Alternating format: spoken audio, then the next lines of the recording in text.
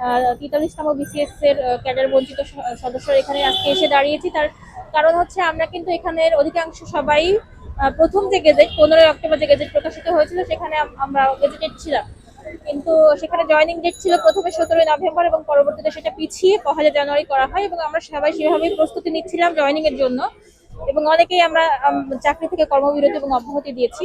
এবং আসলে একদম জয়েনিং এর একদিন আগে অর্থাৎ 30 ডিসেম্বর সন্ধ্যার পরে আমাদের দ্বিতীয় গেজেট প্রকাশিত হয়, যেটা আমাদের অনেকের কাছে কাঙ্ক্ষিত ছিল না এবং সেখানে আমরা প্রায় 267 জন আমরা গেজেট বঞ্চিত হই এবং সেখানে 40 জন মেডিকেলে ছিল না, তো ওই সংখ্যাটা 227 জন হয়।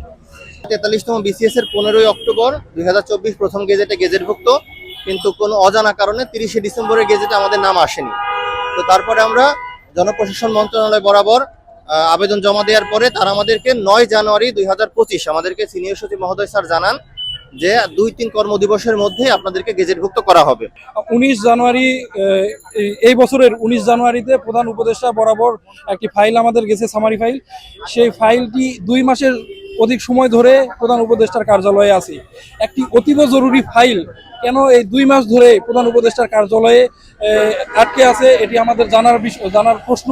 সিএ দপ্তরে পাঠানো হয়েছে এবং আমরা সেই উদ্দেশ্যে আজকে স্মারকলিপি দেওয়ার উদ্দেশ্যে প্রধান উপদেষ্টা দপ্তরের উদ্দেশ্যে আমরা পদযাত্রা, শান্তিপূর্ণ পদযাত্রা শুরু করি এবং শাহবাগ থানার সামনে আসার পর আইন শৃঙ্খলা বাহিনী আমাদেরকে বাধা দেয় এবং আমরা এখানে দাঁড়িয়ে আছি এবং আমাদের প্রতিনিধি একটা দল প্রধান উপদেষ্টা দপ্তরে গিয়েছে এবং তারা সেখানে স্মারকলিপি প্রদান করবে এবং আমাদের দাবিটা জানাবে আমরা যেন ঈদের আগেই আমাদের গ্যাজেটটা পাই।